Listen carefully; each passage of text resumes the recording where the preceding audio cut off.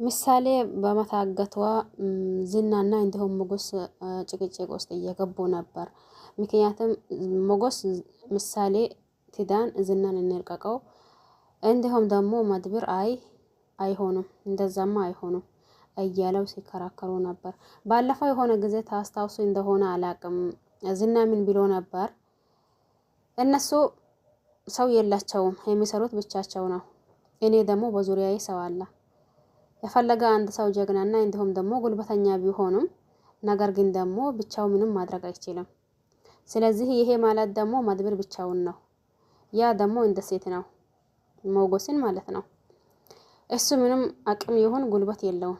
ስለዚህ ጉልበት ቢኖረውም መድብር ብቻውን ስለሆነ ምንም እኔ ላይ የሚያደርገው ወይም ደግሞ የሚመጣ ነገር የለም። ባይሆን እነሱ ለራሳቸው ብሎ ቢጠነቀቁ ጥሩ ነበር። እባክህን መድብር ከኔ ላይ ኢሊክ ውስጥ መግባትና እንዲሁም ደግሞ እንደዛ መሆንህ ዋጋ ያስከፍልሃል። ይህንን ታውቃለህ ግን እያለው ነበር። በዛን ሰዓት መድብሩ ምንም አታመጣም ወይም ደግሞ ምንም ልታደርገኝ አትችልም። ምን ታደርገኛለህ? አይ አውቃለሁኝ አቅም የለህም። ዝም ብለህ ነው የምትገለፈጠው። ስለዚህ ምንም ማድረግ አትችልም እያለው ቆይቶ ነበር። ነገር ግን ደግሞ ዝና እንዳለውም ምሳሌን ለማሳገት ችለዋል ማለት ነው። ይሄ ማለት ደግሞ ምሳሌ ከታገተች በኋላ ይሄ ማን ነው ሞገስ እንዳልኳችሁ ትለቀቅ፣ እሱም ይለቀቅና ልጅቷን እናግኛት ነው። መድብር ደግሞ አይሆንም፣ እሷን ይህንን ሰው ከለቀቅ ነው እሷንም አይለቋት እኛንም ደግሞ ያጠፉናል። ስለዚህ ይሄ ነገር አይሆንም። ሞገስ አንለቀህም አልኩ አንለቀውም። ምንድን ነው የምትለኝ? እሺ ግን እኔ ደግሞ የልጅቷ ነገር በጣም አሳስቦኛል። እኔም ለሷ ሲል መሰለኝ ይሄንን ውስጥ አገባሁኝ። ምን አይነት ለመከራ ተፈጠረች ልጅ ናት። በቃ ነህ አሁን ለማንኛውም እንሂድ እያሉ ወደ ዝና ያመራሉ። በዛስ ያቺ ኢፍራታና እንዲሁም ማሌት ነበር። ቆይ ግን ይሄ ነገር እንዴት ነው ማሌት? ይሄ ሰውስ ማን ነው? ቆይ ኢፍራታ፣ ሌላው ተይው፣ የት እንዳለ ታቂ እንደሆነ ተናገሪ። አሁንስ መሞትሽ አስረዘምሽው እንጂ መሞትሽ አይቀርም። እኔ ደግሞ ዝናን መቼም ይሁን መቼ እንደዛው በሰው እጅ ይወጥቃል ብዬ አላሰብኩም ነበር። አሃ ነው መድብር ነው እንዴ እንደዛ በያለሽ? ምኑን ነው? እኔ ምን አውቃለሁኝ? ያለኝን መርዝ ልሰጣው ሲል ነው እንደዛ አደረገው። ይሄንን እንዳደረግሽ ደግሞ ዝና ያውቃል ማለት ነው? አዎ ሳያውቅ አይቀርም። በቃ አሁንም ሞቶሽ እንደሆነ አይቀርም። አዎ አውቃለሁ፣ ችግር ውስጥ ነኝ። ግን ደግሞ ለዚህ ለእያንዳንዱ ችግር አንቺ ነሽ። እኔ ደግሞ ምን አደረኩሽ ብላ ያቺ ማናት ማሌት እሪ ትላለች። ምን አደረኩሽ ትላለች እንጂ በዚህ ሁሉ ስቃይና መከራ ውስጥ አስገብታታት። አይ ማሌት ናት ለዚህ ሁሉ ተጠያቂ የምትሆነው ማለት ነው። እኔ ሳስበው ከዛስ ምስኪን ምሳሌ በታሰረችበት ወይም ደግሞ በታገተችበት ይሄ ሰውየው ያናግራታል። አሁን እኔ የሚለሽን ብቻና ብቻ ነው የምታደርገው እንዴ? ምንድን ነው የማደርገው?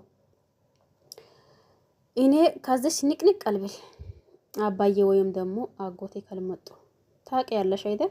ጣፋጭ ልጅ ነች አባዬ። እናም ደግሞ አጎቴ ሲመጡ እኔ ምን አገባኝ? ትለቀኝ ይሁን አይዞሽ፣ ምንም አናደርገሽም።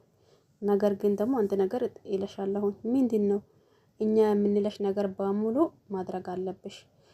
ምግብሽ በትክክል መብላት አለብሽ። ካልሆነ ግን ልትገርፈኝ ነው እንዴ? አዎ ትገረፍ ያለሽ። ኧረ እባክህ አጎቴ ይመጣል በኋላ አንታን እንዳያርጋኝ። አይ ምስኪን እንትና ማነች እቺ ቅድስት ምን እያለች ነበር? የአደራን ልጄን እባክህን መልስልኝ ብላ ዝና ላይና እንዲሁም ደግሞ በተራ ተራ ማሌት ላይ እግር ስር እየወደቀች ነበር። ማሌት ደግሞ የሚገርም ወይም ደግሞ ለመስማት ራሱ ይሄ ነገር እንዴት ነው ብሎ ዝግንን የሚያደርግ ሰው ነው ወይስ ምንድነው ተናገረው የምትሉት ነገር ነው የተናገረቻት። እሷ እግሯ ስር ተደፍታለች። ቅድስት ያኔ ታለቅሳለች። የአደራን ልጄ ምን ወሰደብኝ? ምንስ ሆነችብኝ? እንዴት አይነት ልጅ ናት ግን ለመከራና እንዲሁም ደግሞ ለስቃይ የተፈጠረች ልጅ ናት። ለምንድን ነው ግን አንዱ ሲለቃት በአንዱ መከራ የምትገባው? እያለች ቅድስትም ስቅስቅ ብላ ታለቅሳለች። ዳጣም ደግሞ መቼም የዳጣን ነገር ታውቆት የለም በቃ ሁሉንም ነገር አሸንፋለሁ ነው። ነገር ግን ደግሞ ዝና ሲሆን ነው ትንሽ የምትፈራው እንጂ ከዛስ በቃ ቅመሙዋ እባክሽን እንደዛ አትሆኚ፣ እንደዛም አትበይ። ዞሮ ዞሮ ልጅቷ ምንም አትሆንም። እኔ ደግሞ እነዚህን ሰዎች ዋጋ ነው ማስከፍላቸው። ቆይ አሁን ይቺን ልጅ ምን ትሆን ብሎ ነው ያገቷት? ምንስ ሊያደርጓት ነው ያገቷት? እያለች ያቺ ማናት ዳጣም በአንድ በኩል እሬ ትላለች። ቅድስት በአንድ በኩል ደግሞ ስቅስቅ ብላ ታለቅሳለች። በዛ ሰዓት ይቺም ልጅቷ ያው ከሰውየው ካወሩ በኋላ ቆይ ግን ካሌብ ማን ነው ትላለች ኢፍራታ። እሱንስ እኔም አላውቀው በአንድ ጊዜ ሁሉም ቦታ የሚደርሰው ማን ቢሆን ነው? አይ እኔ አላውቅም። ከዝና የከፋ ሰው ይኖራል ብዬ አስቤ አላውቅም ነበር። ወይ ጉዴ! በቃ እኔ ሀገር ለቅቄ ልውጣ እንዴ? አንቺ ካወጣሽ እኔን ነው አምጫት ብሎ ሚይዙን። ለዛሬስ ምሳሌ መያዟን በጣም ላንቺ ጠቅሞሻል። እሺ አሁን ይገድሏት ይሆን? ይቺን አይጥ ደግሞ ምን አደረግሽ ብሎ ነው የሚገድሏት? ያው ዝናን እንዲለቁት መያዣ ነገር ነው የያዟት።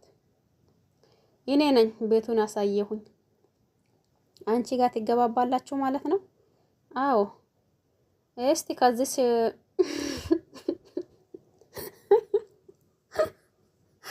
ወይ ማለት እሺ። ከዛም ደግሞ እድሌን እሞክራለሁኝ። ምናልባት የዝና ነገር ያው አይሆንም፣ ዝና አይወደኝም። እስቲ ይህንን ኻሊ የሚባለው ደግሞ እድሌን እሞክራለሁ። ከዛስ ልጅ ያለው ሚስት ይኖረው ሳታቂ እንደዛ ነው እንደምትይ? ባክሽ ይሄ የሚያሳስብ ነገር አይደለም። ሚስት ኖረው ልጆች ኖሩት ምን አገባኝ እኔ። ከተሳካልኝማ ከነሱ ጭምር ብቻ ሳይሆን ከደህንነትም ጭምር ነው ማስወጣሽ። ኧረ እኔስ እንዲሁ ደህንነቱ ቀርቶብኝ እነሱ በለቀቁኝ። እውነት የራሴ ህይወት የሚባል ነገር የለም። አብረን ነው የምንሰራው። አሁን እነሱ የሚፈልጉት ዝናን ማግኘትና ማግኘት ብቻ ነው። ምሳሌን ከያዟትስ አይለቁትም እንዴ? አይ ይሄ እርግጠኛ አይደለሁም። መድብር ደግሞ ሌላኛው ሸይጣን ነው። ስለዚህ በእርግጠኝነት አይለቁትም።